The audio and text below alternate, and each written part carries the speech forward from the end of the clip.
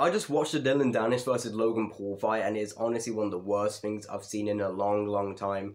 And that isn't even exaggerating. Like, the Israel Adesanya versus Romero fight was 10 times better than this, and I'm sure we all know how boring that fight was.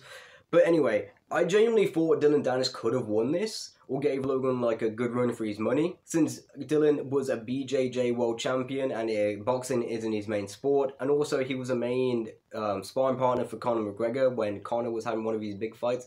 I think it was one of his fights against Nate Diaz, but I'll have to fact check that. And I believe that so much that at the end of the first round, I posted on my story, "Come on Dillion, knock this twat out," or something along those lines.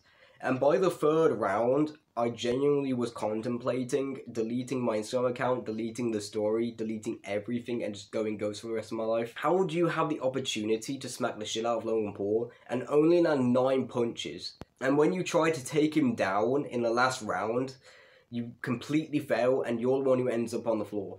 Like, how does that happen? You're a BJJ world athlete and you get floored by Logan Paul.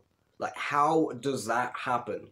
All the shit you were talking before the fight was completely for nothing. You had the entire internet backing you, and you still bottled it.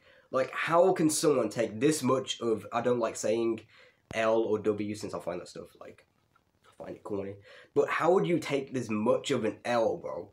Like, you get that mad that you just can't box whatsoever, that you try to take him down in the final round, and when you get forward, you try to get back up and then try to rush him.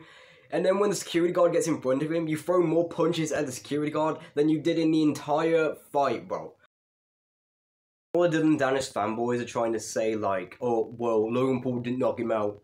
Well, it's just like, when someone throws 9 punches, prioritizes defense, and has their guard up the entire fight, of course they're not going to get knocked out. And also, Dillion Danis just tweeted out, UFC next, which I hope is a joke. I hope it's completely satire, because after that nightmare of a performance, he literally got disqualified from that fight.